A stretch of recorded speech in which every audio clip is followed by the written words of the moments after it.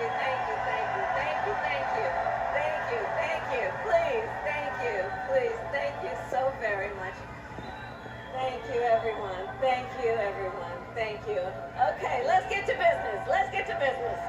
All right. So, let me start by thanking my most incredible husband, Doug,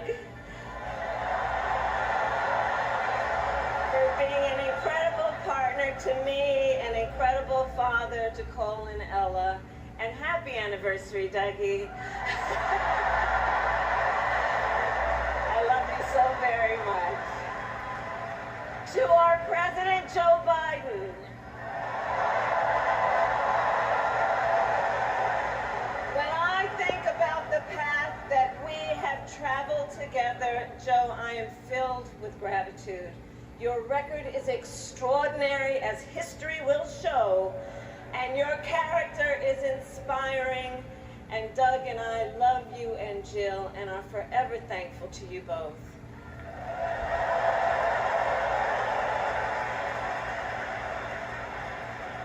And to Coach Jim Walls,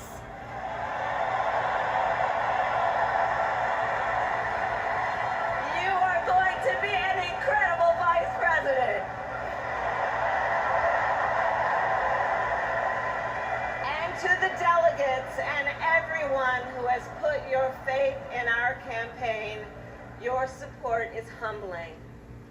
So, America, the path that led me here in recent weeks was no doubt unexpected. But I'm no stranger to unlikely journeys. So, my mother, our mother, Kamala Harris, had one of her own. And I miss her every day, and especially right now. And I know she's looking down smiling. I know that. So my mother was 19 when she crossed the world alone, traveling from India to California with an unshakable dream to be the scientist who would cure breast cancer. When she finished school, she was supposed to return home to a traditional arranged marriage. But as fate would have it, she met my father, Donald Harris, a student from Jamaica. They fell in love and got married, and that act of self-determination made my sister Maya and me. Growing up, we moved a lot. I will always remember that big Mayflower truck packed with all our belongings, ready to go to Illinois, to Wisconsin, and wherever our parents' jobs took us. My early memories of our parents together are very joyful ones. A home filled with laughter and music, Aretha, Coltrane, and Miles. At the park, my mother would say, "Stay close." But my father would say, as he smiled, "Run, Kamala, run. Don't be afraid. Don't let anything stop you."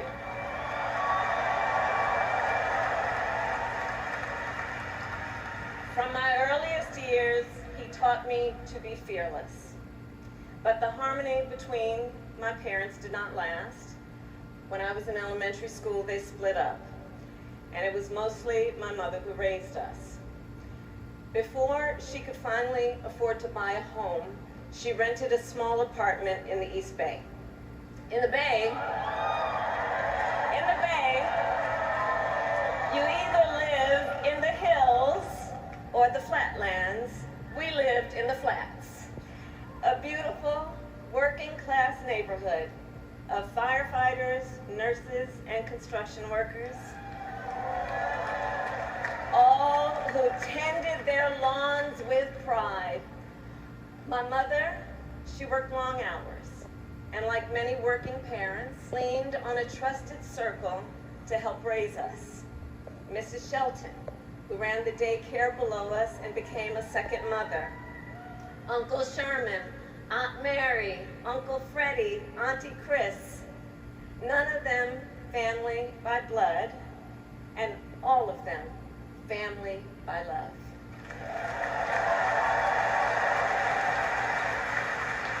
Family who taught us how to make gumbo, how to play chess, and sometimes even let us win.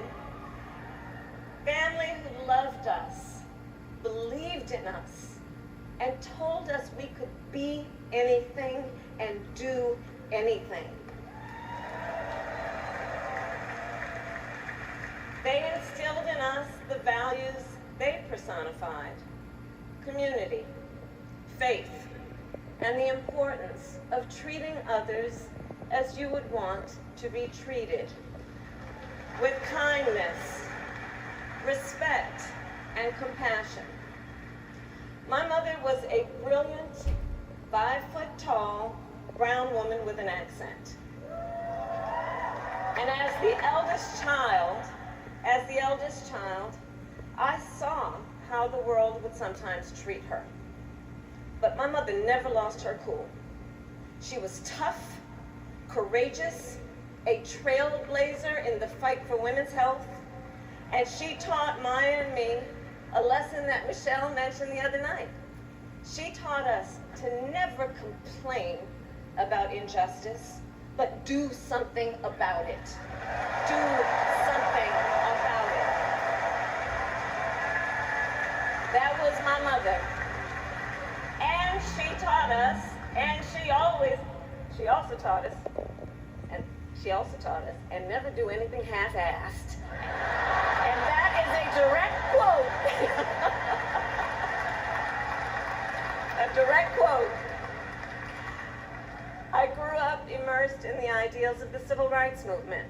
My parents had met at a civil rights gathering, and they made sure that we learned about civil rights leaders, including the lawyers like Thurgood Marshall and Constance Baker Motley, those who battled in the courtroom to make real the promise of America. So at a young age, I decided I wanted to do that work. I wanted to be a lawyer. And when it came time to choose the type of law I would pursue, I reflected on a pivotal moment in my life. You see, when I was in high school, I started to notice something about my best friend, Wanda. She was sad at school, and there were times she didn't want to go home.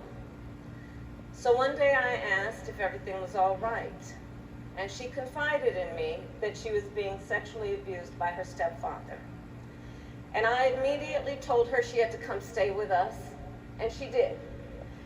This is one of the reasons I became a prosecutor, to protect people like Wanda, because I believe everyone has a right to safety, to dignity, and to justice.